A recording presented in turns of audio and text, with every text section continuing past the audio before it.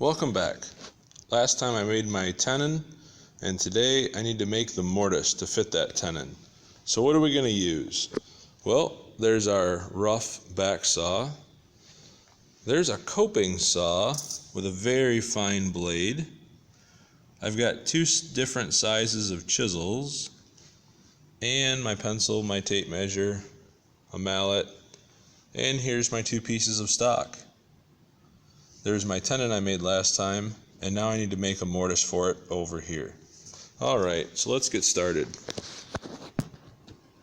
What I want to do is trace my tenon on top of my mortise. So I'll line that up nice and flush with a good sharp pencil. I'm going to mark that out. I'll mark out the other side.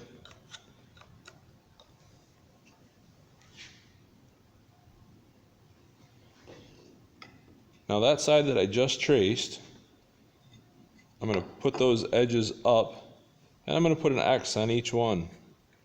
That's how I trace that.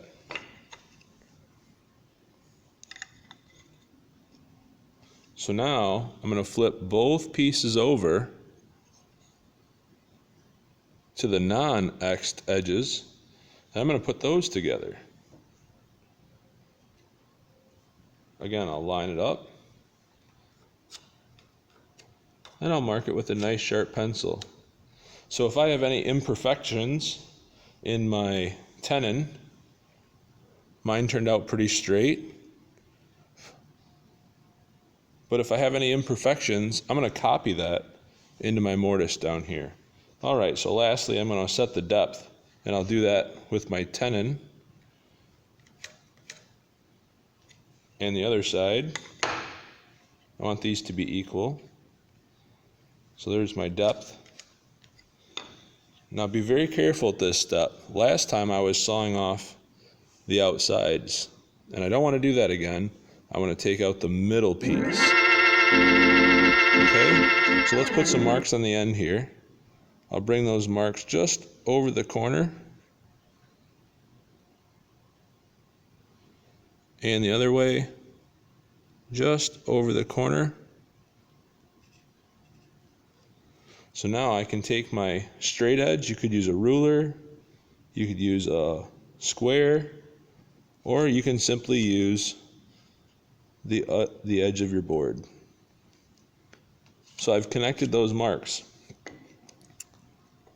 Right? We're not laying this out with a marking gauge. We're laying it out from our tenon. So if my tenon went crooked, my mortise will go crooked, and they'll match. Okay. So now let's get this set up in the vise. These are going to be all the same steps that we did last time when we cut the tenon. Remember how we put that on a slightly angled, a 45 degree?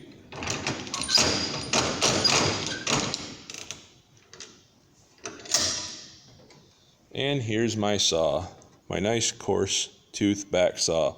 We'll make quick work of this.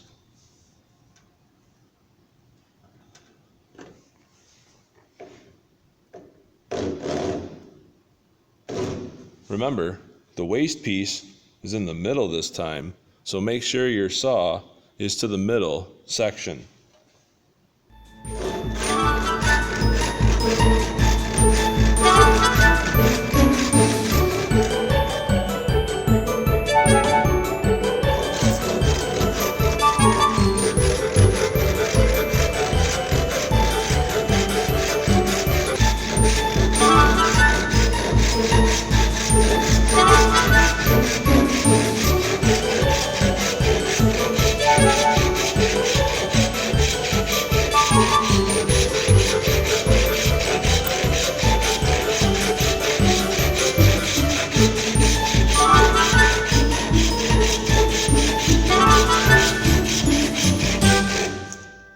Lost my line there for a minute. There it is.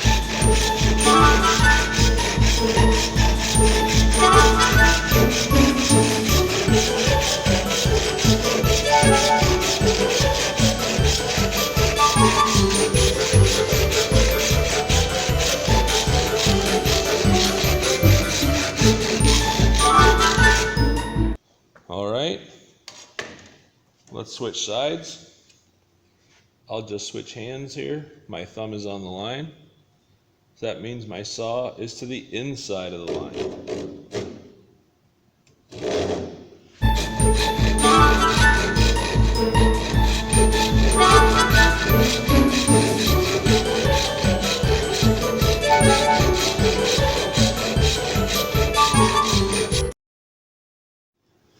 All right, so I finished those two cuts.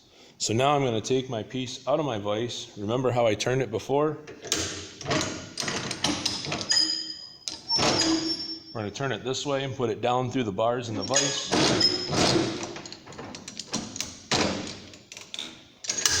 And we'll finish up those two cuts.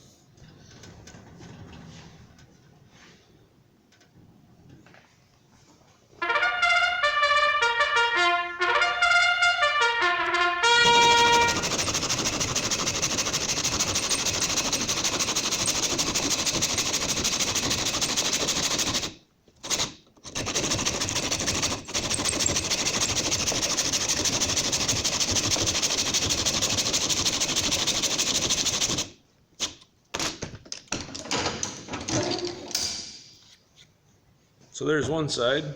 I'm down on my line. And we'll flip this over. We'll look at the other edge.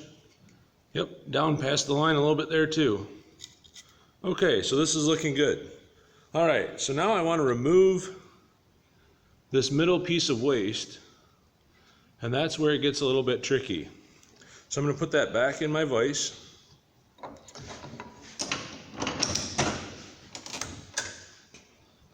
And here is the tool. This is my coping saw.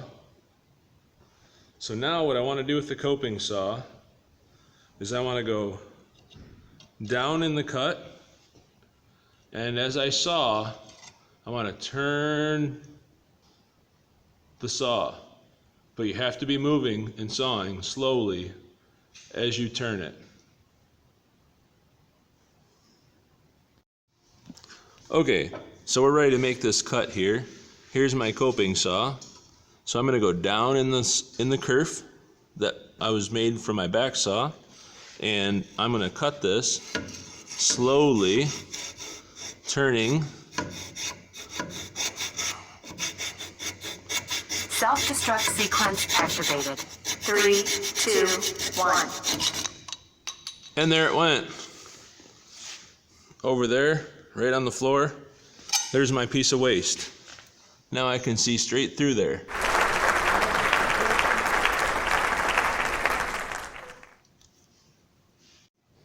Okay, well this is the moment of truth here. I've got my tenon, and I'm going to try to slide that down inside the mortise, and let's see if it fits. We'll push that down. It's not too tight. Oh, that's what I want right there. A nice flush seam. And I have the same thing out here on the end. This lines up pretty good too there on the faces. All right, let's check that out.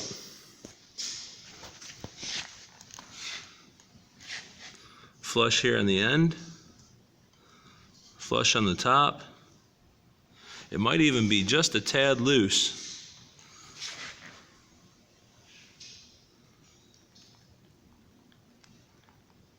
I can see it's flush on the side. That'll work pretty good. All right, so you might have to do a little bit of cleanup. That's very possible.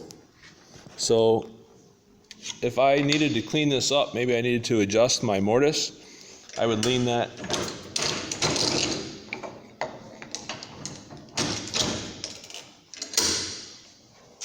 like that, and I could take my chisel. This is my wide chisel, about a 1/2 inch, 3/4, and I could go down in here to clean up my mortise on each side. I could also clean up my tenon. Remember, you can go either way. If your tenon's really small, you probably don't want to take any more material off that. Go inside the mortise. If you have difficulty getting this down so this top isn't flush, then what you need to do is clean down in here. It might mean you have to go back to your saw, or it might mean you need to take this 1/4-inch chisel and go through that way. Okay, it's just wide enough. We have 2 small 1/4-inch chisels to work through here. All right, so that's what we're looking for. We want to make all of our edges and surfaces flush. Good luck.